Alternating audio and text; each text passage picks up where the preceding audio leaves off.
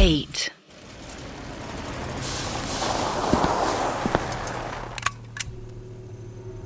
Major Rajdeep ने गौरव को gun छोड़ने की धमकी दी ही थी, उसने AK-47 फेंक दी। वो आप धमकी ना देते तो भी मैं फेंकने ही वाला था। Put your hands up. अरे हाथों में दर्द हो रहा है भाई, कैसे ऊपर करूं? I said. तभी अंकिता बीच में हाथ ऊपर उठाए आ गई। Sir sir sir sir please sir, sir आप इसे पहचान नहीं पा रहे, ये गौरव है जो मेरे साथ था। तुम? How is this even possible? वो आपके पार्टनर ने हमें डरा दिया था, तो फिर हम जम्मू की बस में बैठ गए। मेजर ने गन नीचे कर ली और बिलाल की तरफ देखा। Look Bilal, what have you done? हाँ? मेजर ने बस के फर्श पर बैठकर देखा कि गौरव की चली गोलियां बिलाल के पैरों पर लगी थी। मेजर सर, ये तो अभी जिंदा है, इसे अरेस्ट करने के लिए कोई आर्मी पुलिस आएगी क्या? मेजर ने एक बार गौरव की तरफ घूर के देखा और फिर बिलाल के माथे पर रख के उसे गोली मार दी। अंकिता और गौरव अपने सामने एक और मर्डर देख हिल गए, लेकिन मेजर ने शॉक लगने का भी टाइम नहीं दिया। चलो यहां से बाहर निकलो, डोंट नो कब कहां ब्लास्ट हो जाए। बाहर इतनी ठंड थी कि गौरव के सर में दर्द होने लगा। सर एक और हेल्प कर दीजिए प्लीज। मेजर ने अंकिता की तरफ देखा। इसको गौरव को हॉस्पिटल में एडमिट करवा दो प्लीज, इसके सर से बहुत खून निकल चुका है। I can't. कैंप हॉस्पिटल में एक ब्लास्ट हुआ है, पूरा एरिया सील कर दिया गया है। तुम्हें खुद ही सबको संभालना होगा Ankita. You have to carry them to the hospital. अरे पर मैं अकेले कैसे? और... एक मिनट सर जी, मेरा थोड़ा कंफ्यूजन दूर करिए।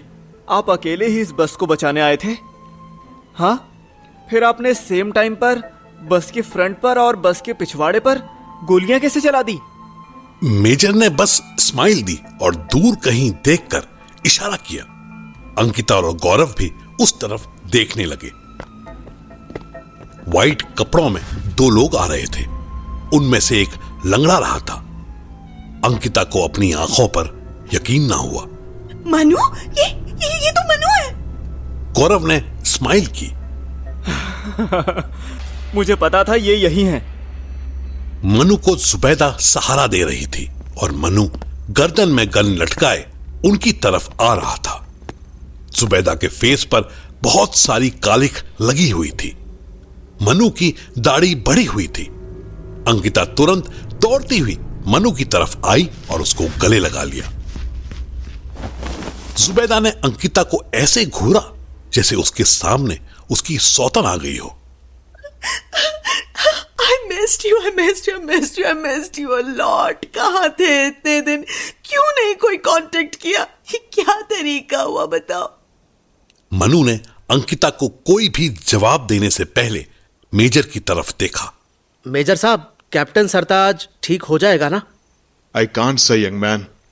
You saw him sacrifice himself for me, for us. He is our hero.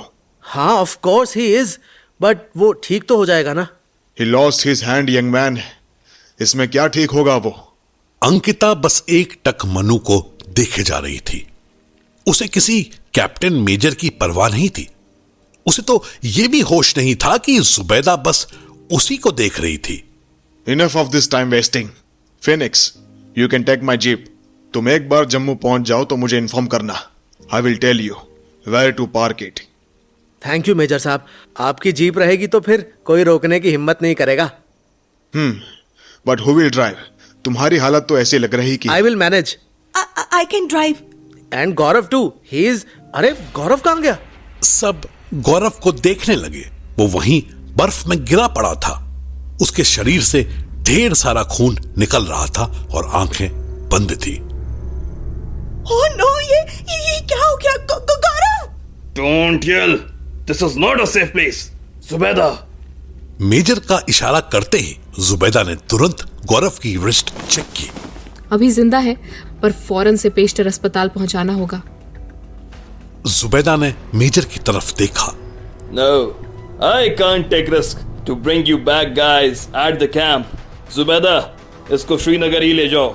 या रास्ते में कोई डिस्पेंसरी पड़ी हो तो वहां एडमिट कर देना। मेजर मनु के पास आया और कान में बोला, we are even young man, but keep one thing in your mind. अगर ये बात बाहर आई कि तुम जिंदा थे और आर्मी कैंप में ही थे तो मैं तुम्हें ढूंढ के मारूंगा। डोंट वरी साहब, आपने अपना वादा निभाया, मैंने अपना वादा निभाया। आपको बिलाल चाहिए था, जैसे भी हुआ, पर बिलाल का अंत तो हो गया। अब हम दोनों एक दूसरे से वादा करते हैं कि ना आप मेरे बारे में किसी से कुछ कहोगे और ना मैं। मेजर राणा ने मनु से हाथ मिलाया और अपनी जीप की चाबी दे दी। वो वापस लौटने लगा तो जुबैदा ने उसकी तरफ देखा। Don't worry Zubaida, I will not leave you behind. एक बार इस सिविलियन का ट्रीटमेंट हो जाए फिर तुम मुझे अपनी लोकेशन बताना। I will arrange your pickup. Zubaida ने हिचकिचाते हुए हाँ में सर हिला दिया। मेजर बर्फीली वादियों में रात के अंधेरे में कहीं खो गया। उसके जाते ही तीनों ने मिलकर गौरव को आर्मी जीप में लिटाया। जुबैदा बहुत देर से अपने मन में एक सवाल रखे हुए थी। आखिर उसने पूछ ही लिया। मनु नाम है आपका? मनु ने हल्के से हाँ में सर हिलाया।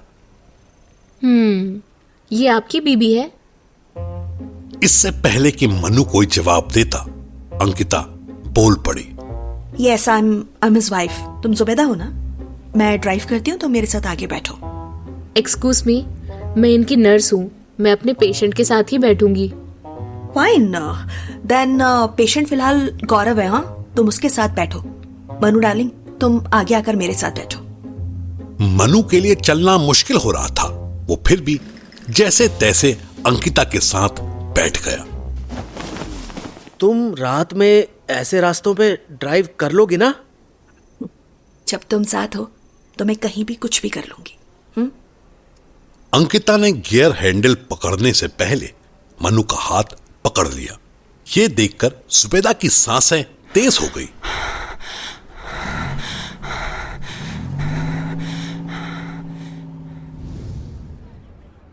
उधर मनु और अंकिता गौरव को हॉस्पिटल ले जा रहे थे और इधर शाम होते होते संतोष चौहान, मीरा और उसके भाई बंधु सब शिवानी को ढूंढ ढूंढ कर थक चुके थे। 6 बजे के करीब शिवानी के ड्राइवर मामा वापस आए और उन्होंने पूरे घर को बताया। वो तो चली गई, उसको कश्मीर जाना था, कश्मीर तो चली गई। आपने उन्हें जाने क्यों दिया? कम से कम मुझे तो बताते। कैसे बताती बेटा, तो फिर जाने कहा देती उनको? तुम सबने इतना तंग किया था उनको कि वो यहाँ से परेशान होके और ऊपर चली गई। जब आप सुबह के निकले थे तो इतने लेट कैसे हुए? क्योंकि एक सवारी मिल गई थी। सब एक दूसरे का चेहरा देखने लगे। आफताब वहीं खड़ा था। वो भी एक महीने से यहीं बसा हुआ था, पर अब उसको भी उलझन होने लगी थी। रोती हुई मीरा को साइड में ले जाकर वो बोला, सुनो मीरा, मेरी बात सुनो। कहो। वो गई तो जाने दो, हम भी चलते हैं। क्या मतलब? मतलब ये कि यहाँ घर परिवार में बहुत दिन रह लिए, अब बाहर चलते हैं, कुछ दिन कहीं होकर आते हैं ना। मीरा ने अपने पेट की तरफ देखा। और इसका क्या? इसको कहाँ छोड़कर जाऊं? इसको छोड़ने की क्या जरूरत है यार, इसे संग ले चलो। तुम चाहते हो कि इस हालत में मैं यहाँ वहां घूमती फिरूं? काम डाउन, तुम बिल्कुल ठीक हो, कुछ नहीं हुआ है तुम्हारी हालत को। You are completely fine. हाँ, तुम्हें तो फाइन ही लगेगा। दिन में बार बार शुशु तो मुझे जाना पड़ता है ना। ओहो मीरा, मैं गारंटी करता हूँ कि हम जहाँ भी चलेंगे वहाँ तुम्हें सूसू करने में कोई दिक्कत नहीं होगी। लेकिन जाना ही क्यों है? क्या प्रॉब्लम है यहाँ? है पूरी फैमिली है, लोग हैं, इतना बड़ा घर है, अच्छा खाना बस है। यही, ये बड़ा घर, ये फैमिली ही प्रॉब्लम है। सब मुझे पूछते रहते हैं कि मैं काम क्या करता हूँ। सबको बोला हुआ है कि मैं राइटर हूँ, लेकिन कहाँ हूँ मैं राइटर? यहाँ हिमाचल की वादियों में बैठकर गाने लिख रहा हूँ। अरे तो लिख लो ना, इसमें मुझसे झगड़ा क्यों कर रहे हो? और अगर सबका पूछना इतना बुरा लगता है तो मैं मना कर देती हूँ, कोई नहीं पूछेगा आपसे। अरे यार, कोई पूछे ना पूछे, मैं तो पूछूंगा ना सबसे। कैसी बात करती हो? अच्छी बात करती हूँ। मैं सिंपल सी बात समझती हूँ कि बाहर दुनिया बहुत बुरी है। मैं यहीं अपने घर अपने पापा के पास रहना चाहती हूँ। अगर तुमको जाना है तो जाओ। क्या? मैं तुम्हें छोड़कर कैसे जा सकता हूँ, वो भी इतनी प्रेगनेंसी में। हाँ तो मत जाओ, ज्यादा ही घूमने का चस्का था तो प्रेग्नेंट क्यों किया? अब आफताब की बुद्धि हट गई। उसके टॉन्ट्स ने आग में घी का काम कर दिया। For your kind information madam, जिन्होंने आपको प्रेग्नेंट किया है ना, वो अब इस दुनिया से रुखसत हो चुके हैं। और अगर आप उनसे प्रेग्नेंट नहीं हुई हैं, किसी ऐसे से हुई हैं जिसने आपके साथ गलत किया था, तो वो भी जिम्मेदारी लेने कभी नहीं आने वाला। जिम्मेदारी मेरी ही है, मैंने ही ली है। मैं आप पर एहसान नहीं जता रहा, बस इतनी दरखास्त मतलब रिक्वेस्ट कर रहा हूं कि आप अपनी प्रेगनेंसी का इल्जाम मुझ पर मत डालिए। मैंने तो अब तक आपको छुआ भी नहीं है। हाँ, इसीलिए तो छोड़कर नहीं जाना चाहते ना, कि कम से कम एक बार तो छू लो। तुम सब लड़के एक जैसे ही क्यों बन जाते हो? आफताब ने मीरा की तरफ घूर के देखा और घर से बाहर निकल गया। संतोष चौहान और उनका साले का बेटा सब उसे जाता देखते रहे। उनके हिसाब से खाने का टाइम हो गया और ऐसे में आफताब घर से बाहर जा रहा था। ड्राइवर मामा से रहा ना गया, वो चिल्ला दिए, अरे बेटा रोटी तो खा के जाओ। आप खाइए, मुझे भूख नहीं है। साला रोज रोज राजमा खाते रहो, इतना राजमा तो उगता भी नहीं होगा। आफताब ने सिगरेट जलाई और गांव से भागने का रास्ता ढूंढने लगा। इधर मीरा का मोबाइल बजा। उसने देखा कि भैया जी कॉल कर रहे थे। वो घबराने लगी।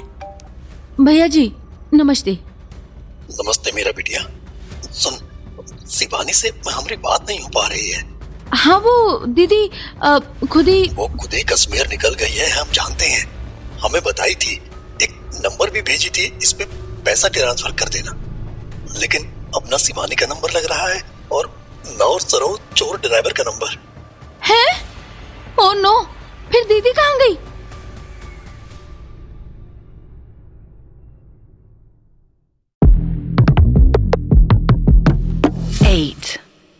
मीरा भैया जी से फोन पर बात करती रही थी और जानना चाह रही थी कि शिवानी आखिर गई कहां।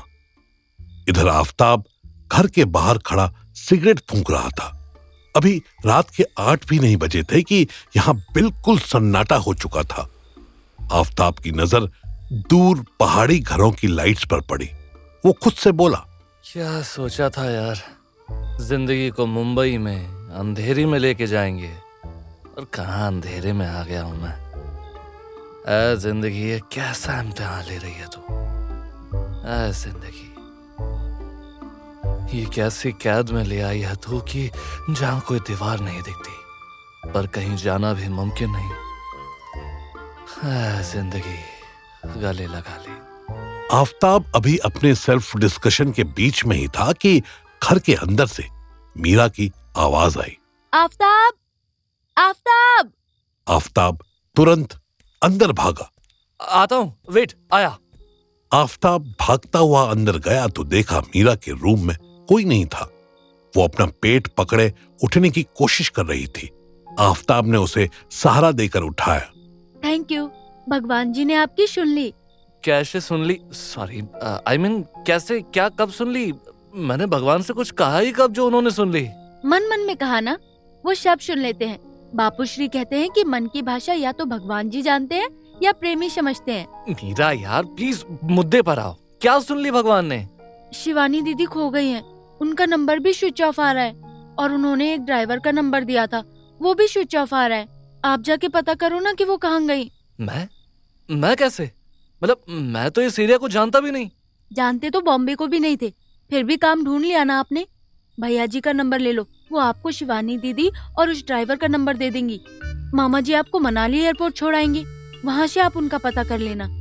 आफताब और पाया। उसने मीरा को गले से लगा लिया और उसके पेट पर हाथ रखते हुए धीरे से बोला, नहीं यार, मैं तुम्हें इस हाल में कैसे छोड़ के जाऊं? मेरा दिल नहीं करता। वैसे भी जो गुमशुदा है वो अपना ख्याल खुद। नहीं ना, मेरी इस हालत के आप जिम्मेवार थोड़ी ना हो।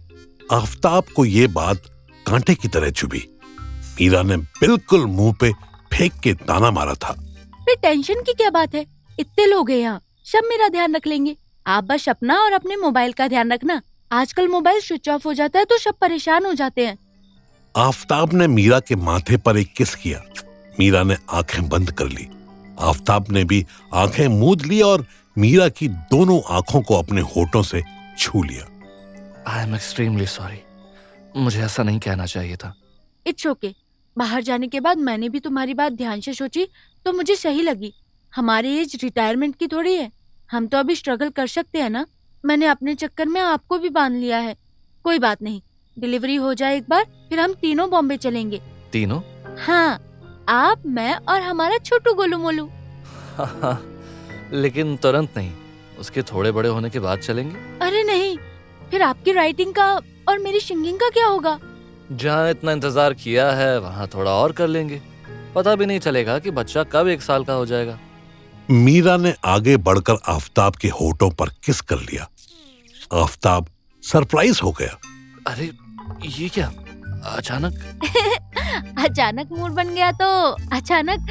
अच्छा मोहतरमा, और अगर अचानक मेरा मूड बन गया तो पहले गेट बंद कर देना। तुम भी ना।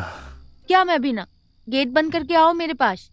आफताब किसी सर्टिफाइड गुलाम की तरह 1 सेकंड में मीरा का ऑर्डर फॉलो करते ही तुरंत उसके पास आया, उसको बाहों में भर लिया।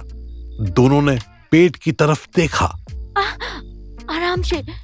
आफताब ने आराम से मीरा की नेक पर किस करना शुरू कर दिया। धीरे धीरे उसके हाथ मीरा के ढीली ढाली ड्रेस में घुस गए। मीरा की आंखें बंद होने लगी। जोर से। अभी तो बोली कि आराम से। अब जोर से। मूड चेंज हो गया, और जोर से प्लीज। आफताब मीरा को ऐसी मसाज देने लगा जो किसी मसाज पार्लर पर अवेलेबल नहीं होती थी। ये मसाज सिर्फ हस्बैंड वाइफ को या बॉयफ्रेंड अपनी गर्लफ्रेंड को दे सकता था। Don't stop. आफताब ने एक बार फिर पीछे मुड़कर दरवाजा चेक किया कि बंद है कि नहीं, और मीरा के कपड़े ऊपर कर दिया। मीरा ने तुरंत उसका फेस अपने सीने से लगा लिया और अपना लेफ्ट हैंड आफताब की मसाज में बिजी कर दिया।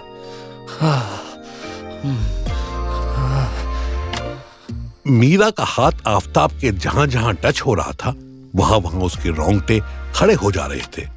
आफताब की सांसें तेज होने लगी। अच्छा लग रहा है। लेकिन रहने दो। क्यों? क्योंकि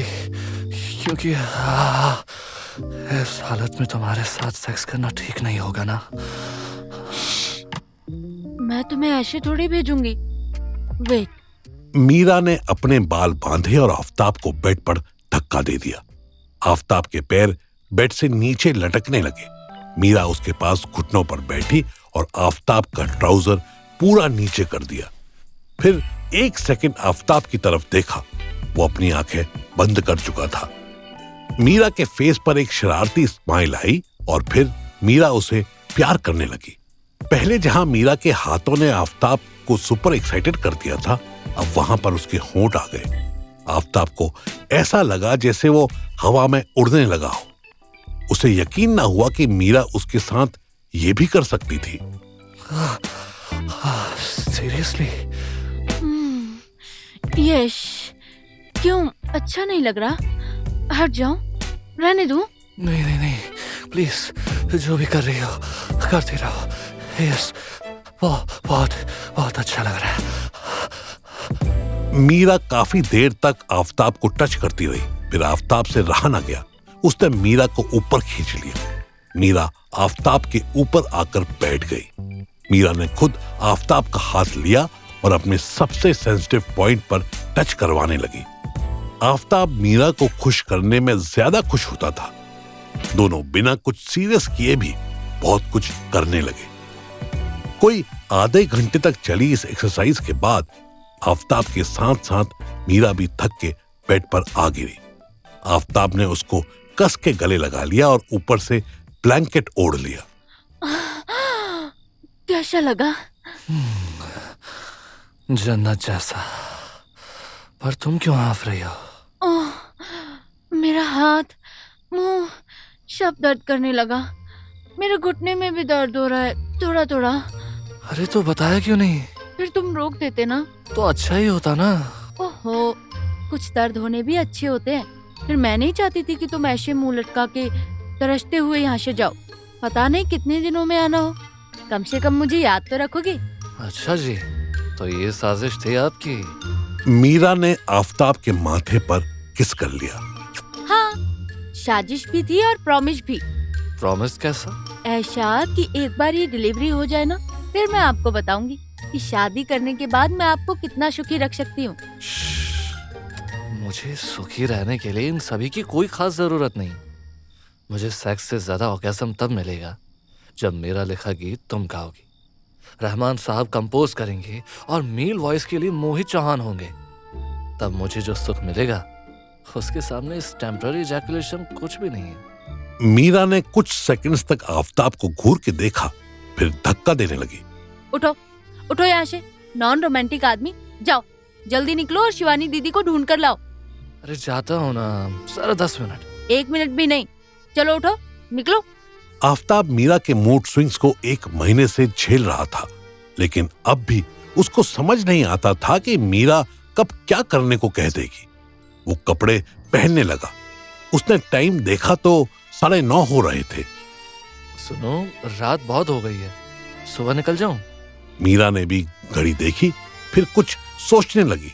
फिर बिना कुछ पहने ही कंबल सर तक ओढ़े और करवट लेकर लेट गई। आफताब बेवकूफों की तरह उसके जवाब का इंतजार करने लगा। जब वो 2-3 मिनट तक कुछ नहीं बोली तो आफताब का पेशेंस लूज हो गया। मीरा, जाने मन क्या हुआ? अरे बोलो तो सही, इस टाइम जाऊं या सुबह तक वेट कर लूं? इस टाइम कहीं भालू वालू। मीरा खर्राटे लेने लगी।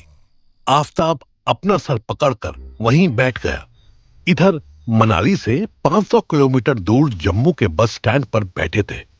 यहां से एक बस डायरेक्ट दिल्ली जाने वाली थी। गौरव के सर से लेकर ठुड्डी तक पूरे में एक पट्टी बंधी हुई थी। वो अंकिता के पास बैठा था। अंकिता उसे बच्चे की तरह पकड़े हुई थी, लेकिन उसकी नजर आगे वाली बेंच पर थी, जहां मन्नू जुबैदा का हाथ पकड़े हुए था और जुबैदा बार बार दूसरे हाथ से अपने आंसू पोंछ रही थी। जुबी चुप हो जाओ, हम मिलते रहेंगे। नहीं, आप झूठ कहते हो। आप अब कभी कश्मीर नहीं आओगे। ओहो, मैं कश्मीर आऊं ना आऊं, तुम तो दिल्ली आ सकती हो ना। नहीं, मुझे कोई दिल्ली नहीं जाने देगा। सब कहते हैं दिल्ली सेफ नहीं है। इससे पहले कि मन्नू कुछ कहता, अंकिता पीछे से बोली, हाँ हाँ, यहाँ तुम्हारे कश्मीर की सेफ्टी तो व्हाइट हाउस से भी तगड़ी है ना। यहाँ की सेफ्टी का एग्जाम्पल ये बेचारा गौरव दिखा तो रहा है सबको। जुबैदा की आंखें लाल थी। उसने अंकिता की तरफ घूर के देखा तो अंकिता डर गई। अंकिता प्लीज यार। मैं तुमसे कहाँ कुछ बोल रही हूँ, मैं तो गौरव से बात कर रही हूँ। अरे गौरव, कॉफी पिएगा? सर से लेकर ठुड्डी तक पट्टी बंधी होने की वजह से उसका मुंह भी ठीक से नहीं खुल रहा था। फिर भी वो धीरे से बोला,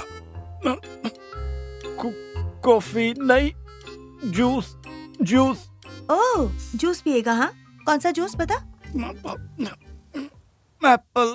चप्पल?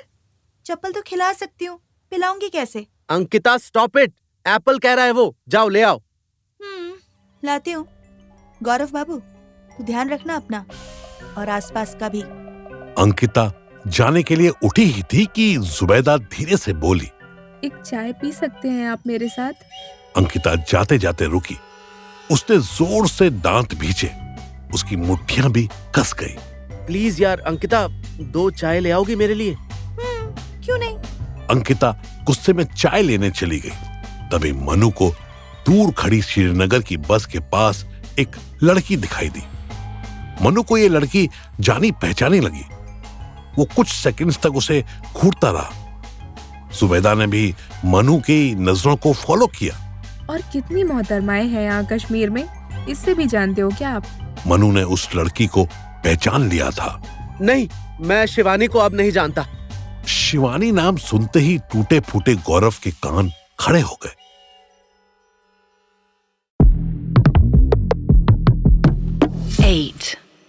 मनु के मुंह से शिवानी नाम निकलने की देर थी कि घर के पुराने बुढ़ों की तरह गौरव बड़बड़ाने लगा।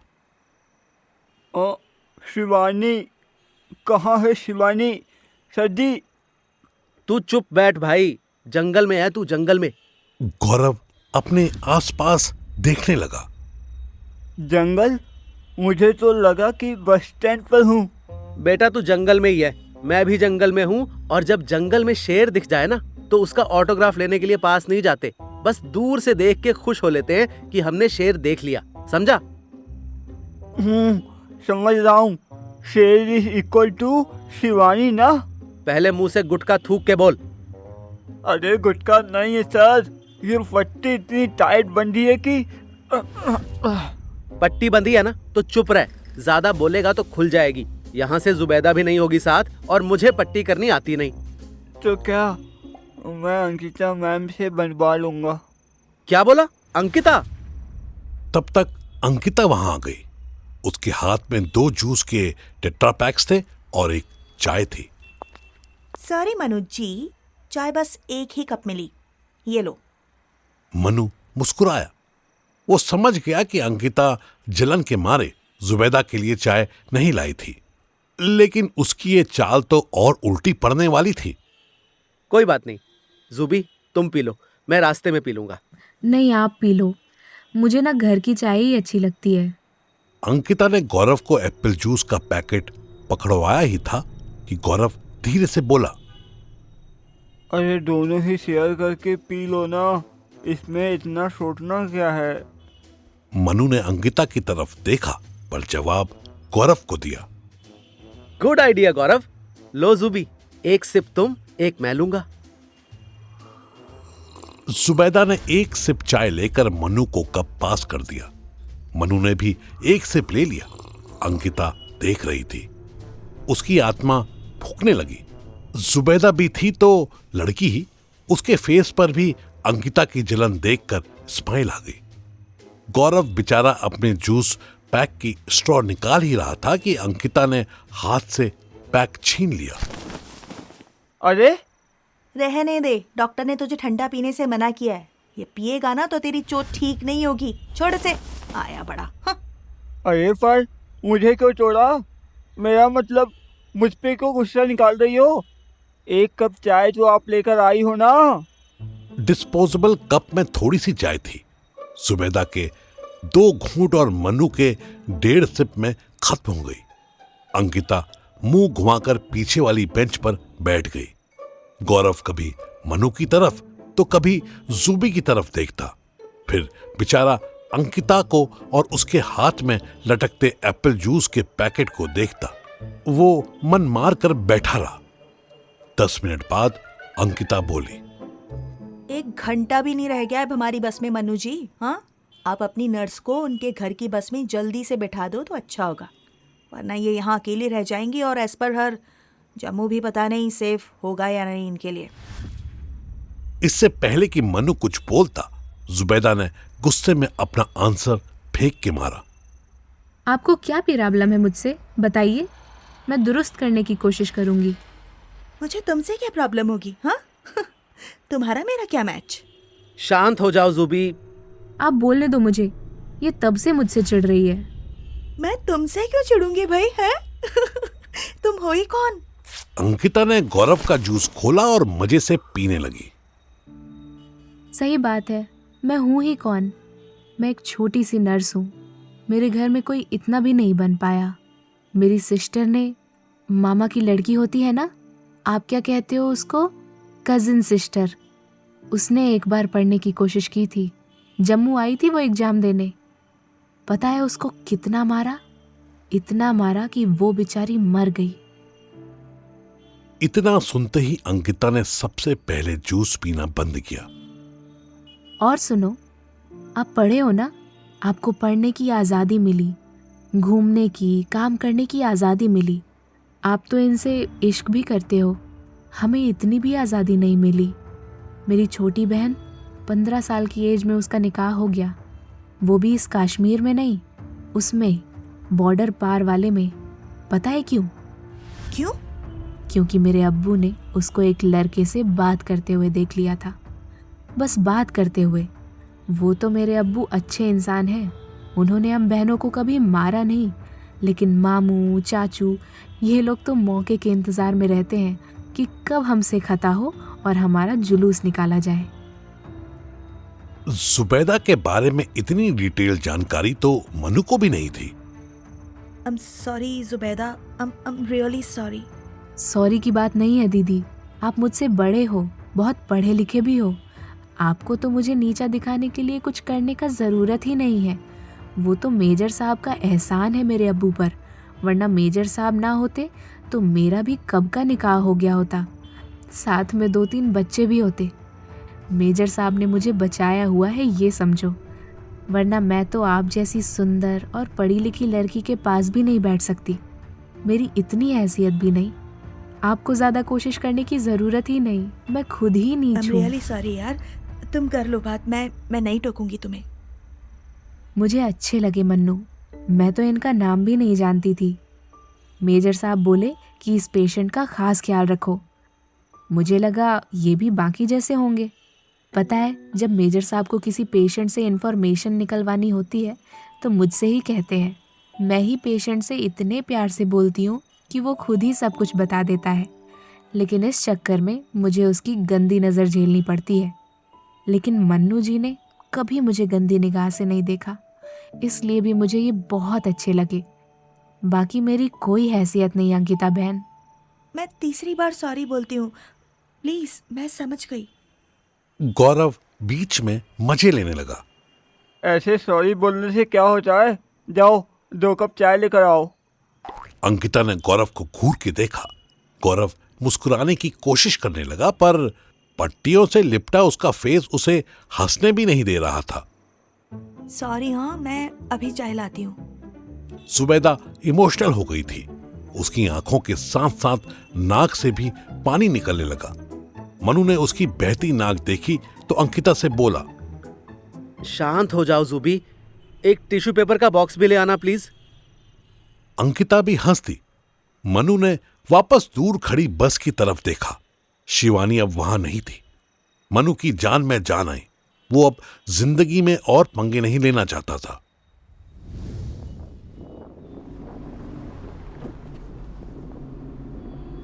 इधर आफताब अच्छा भला सुकून वाले घर से नया पंगे की तरफ निकल रहा था। उसको आइडिया भी नहीं था कि उसके साथ अभी क्या क्या होने वाला था। मीरा के सो जाने के बाद उसके लिए घर में बैठना मुश्किल हो गया।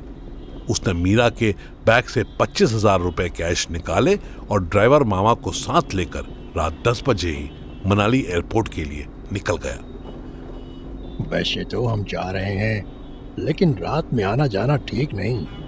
अरे मेरा तो फिर भी ठीक है मामा जी, मैं तो एयरपोर्ट चला जाऊंगा, लेकिन आप क्या करोगे? आपको तो वापस जाना होगा रात में। मैं अभी यहीं रुक जाऊंगा, सुबह मनाली से सवारियां मिल जाएंगी ना। अरे पर रात भर क्या करोगे?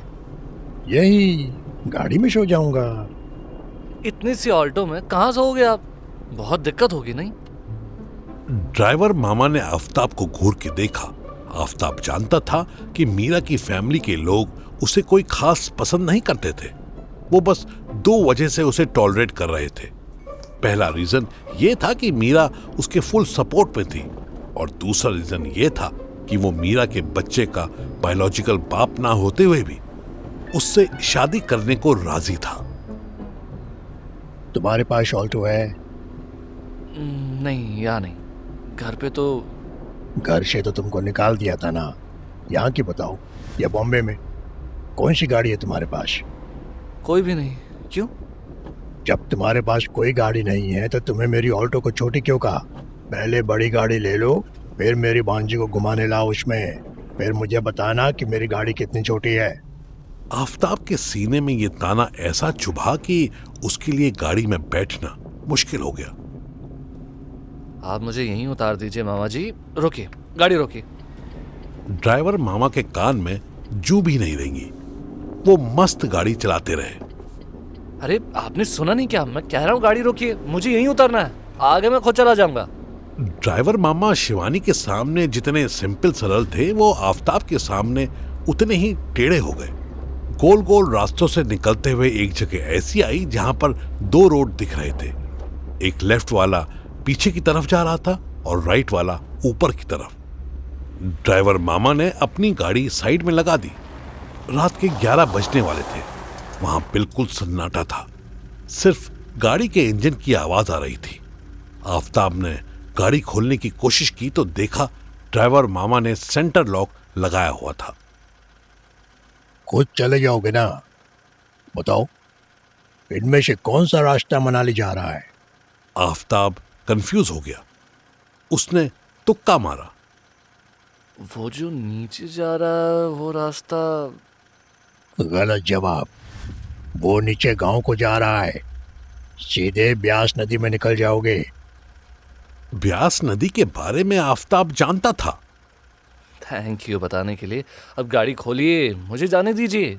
मैं ऊपर वाले रास्ते से पैदल चला जाऊंगा। अपने अहंकार को किनारे रख दो बेटा।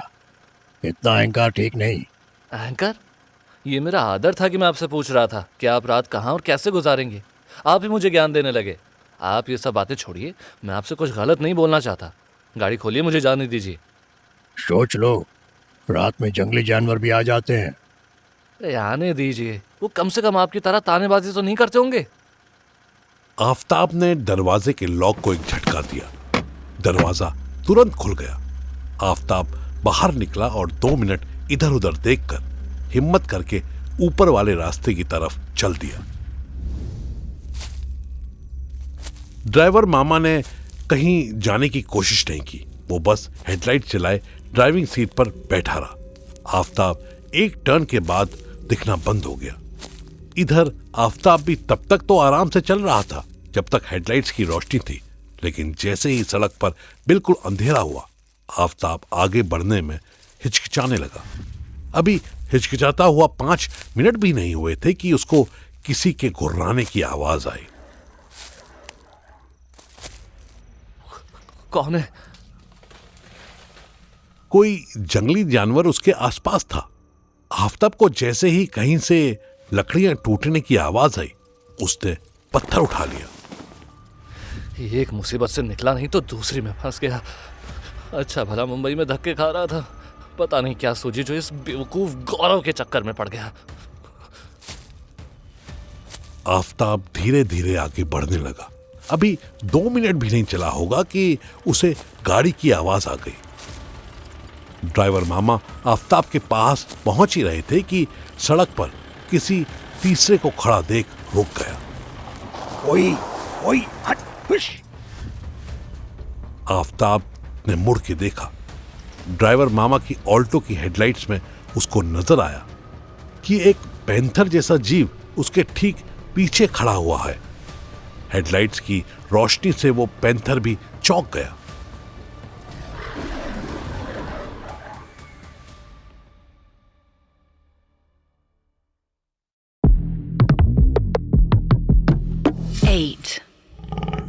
आफताब ने पीछे मुड़कर देखा तो एक काला पैंथर उसको घूर रहा था। मामा जी की ऑल्टो की हेडलाइट्स ऑन थी, जो पैंथर के बिल्कुल पीछे थी, जिसकी वजह से उसकी छाया इतनी बड़ी और डरावनी बन रही थी कि आफताब के मुंह से निकला, वाह, अद्भुत। पैंथर की आंखें किसी एलईडी बल्ब की तरह चमक रही थी। ऐसी आंखें देख किसी भी आम लड़के की हालत खराब हो सकती थी, पर आफताब कोई आम लड़का नहीं था। उसने पैंथर की आंखों से आंखें लॉक कर ली। तभी पैंथर ने आफताब पर अटैक किया और मामा जी ने कार आगे बढ़ा दी। आफताब ने अपना फेस कवर किया ही था कि मामा ने पैंथर को ठोक दिया, जिससे कार की हेडलाइट टूट गई।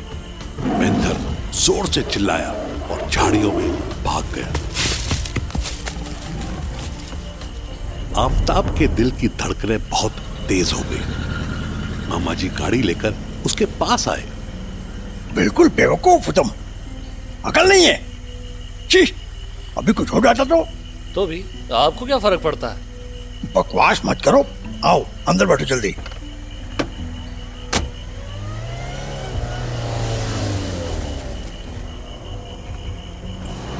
आफताब जैसे ही गाड़ी में बैठा, ड्राइवर मामा ने गाड़ी रिवर्स की और वापस उसी रास्ते पर आ गए जहां से दो रोड मिल रही थी। आफताब ने फर्स्ट गेस में जो नीचे जाता हुआ रास्ता बताया था, ड्राइवर मामा ने उसी तरफ कार मोड़ ली। अरे आपने तो कहा था कि ये रास्ता किसी गांव की तरफ या नदी की तरफ जा रहा है। लेकिन ये शॉर्टकट है, चुपचाप बैठे रहो। नहीं, आप झूठ बोल रहे हो। आपने मुझे जानबूझ के गलत रास्ता बताया था ना। नहीं, चुपचाप बैठे रहो, ब्राग अभी गया नहीं होगा। ब्राग? आप लोग ब्लैक पैंथर को ब्राग कहते हो? गांव वाले तो चीता कहते हैं, चीता। पढ़े लिखे नहीं है ना बेचारे। आफताब ड्राइवर मामा का मुंह देखने लगा। अच्छा, आप कितना पढ़े हो? मैं तो मैट्रिक पास हूँ। तुम बहुत बोलते हो, चुप हो जाओ थोड़ी देर के लिए। क्या हुआ, क्या हुआ? ओहो, बोला ना चुप। काला ब्राग घात लगा के बैठा होगा। आफताब के लिए कुछ नया था। वो सीधा होके बैठ गया। घात लगा के? मतलब ये काले पैंथर बदला भी लेते हैं? तो क्या, आंखों में फोटो खींच लेते हैं। आपसे कभी लिया बदला? बिल्कुल, आज की बात नहीं है। तब मैं नया नया चलाता, ये गाड़ी नया नया चलाना सीखा था।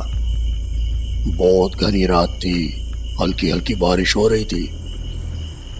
आफताब ड्राइवर मामा की कहानी में खोने लगा। उसके दिमाग को तो जैसे खुराक मिल रही थी। हल्की बारिश के बीच में अचानक बिजली आई, जोर से, इतनी जोर से बिजली आई कि मैं डर गया। डर तो लगेगा ना भाई, पहली बार रात में निकला था। मीरा के पापा ने मुझे एयरपोर्ट भेज दिया था। किसी विदेशी होते हैं ना बाहर गांव के, उनकी फ्लाइट आने वाली थी। अब बारिश तेज होने लगी। फिर क्या हुआ? फिर मुझे ठीक से दिखना बंद हो गया। वाइपर चला के रखे थे, पर बारिश इतनी तेज, ऊपर से टेढ़ा मेढ़ा रास्ता। पर तब तो मुझे तजुर्बा भी नहीं था ना। तजुर्बा होता तो कोई बात ही नहीं थी। अब तो मैं नहीं डरता, पर तब डर गया था। मैं हनुमान चालीसा पढ़ने लगा। तभी मैंने देखा। क्या? एक ब्राग, तुम्हारा काला चीता, सड़क के बीचों बीच खड़ा एक भालू के बच्चे को खींच के ले जा रहा था। ओह नो, फिर क्या, इतनी बारिश में ब्रेक लगा ही नहीं। मैं उसको चीते पर गाड़ी चढ़ाने ही वाला था कि वो भाग गया, पर वो भालू का बच्चा गाड़ी के नीचे आ गया। हो, हनुमान जी रक्षा करें, कितना बुरा हाल हुआ बेचारे का। फिर आप गाड़ी से उतरे? ना बाबा ना, गाड़ी से उतरता तो वो मुझे खा जाता। उसका शिकार था ना भालू का बच्चा। चीता तो बेचारा भूखा रह गया था। फिर क्या हुआ? फिर 1 घंटे तक मैं आराम से गाड़ी चलाता रहा, कोई प्रॉब्लम नहीं हुई। बारिश भी धीमी हो गई। तब मैं नया था ना, रात में चलाने का तजुर्बा नहीं था। आज हाँ, मुझे पता है, आज की बात होती तो आप संभाल लेते, लेकिन क्या संभालते? हुआ क्या फिर? हुआ ये कि मुझे नींद आ गई। मैं थोड़ी सी ऐसे ही आंख बंद करने लगा था कि अचानक मेरी गाड़ी के ऊपर वो काला चीता आ गया और मुझे घूरने लगा। अरे बाप रे, फिर आपने क्या किया? मैंने तुरंत गाड़ी रोकी और आंखें बंद करके हाथ जोड़ के हनुमान चालीसा पढ़ने लगा। श्री गुरु चरण सरोज रज निज मन। आफताब ड्राइवर मामा को एकटक देखते रहा। उन्हें पता ही नहीं लगा कि वो कब कहानी सुनाते सुनाते सच में कार साइड में रोककर आंख बंद किए हनुमान चालीसा पढ़ने लगे। आफताब मुस्कुरा दिया। यही वो दुनिया थी जो उसे पसंद थी, यही वो करना चाहता था। ऐसी ही कहानियां सुनाने के लिए वो मुंबई गया था। आफताब ने धीरे से ड्राइवर मामा के कंधे पर हाथ रखा तो वो चौंक गए। क्या? शांत हो जाइए मामा जी, सब ठीक है, कोई ब्राग नहीं आया यहाँ। Calm down.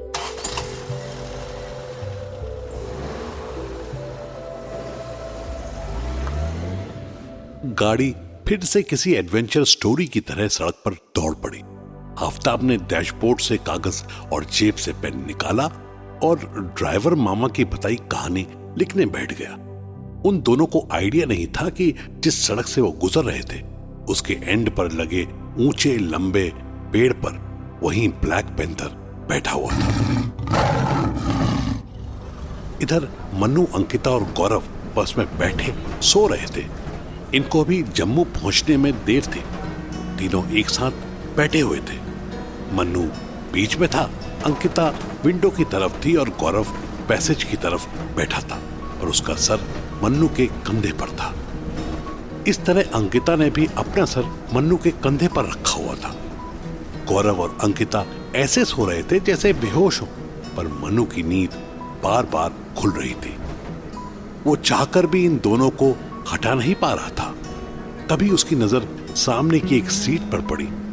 कश्मीर में जिस वक्त उनकी बस स्टार्ट हुई थी, ठीक उसी वक्त सुबैदा गौरव और अंकिता को हक करके मनु को बाय बाय करके चली गई थी। लेकिन यहाँ मनु को अपने से 3 सीट आगे एक लड़की का सर दिख रहा था जो बिल्कुल सुबैदा के सर जैसा था। सुबी, सुबी। मनु ने धीरे से आवाज लगाई पर उस लड़की ने मुड़कर नहीं देखा।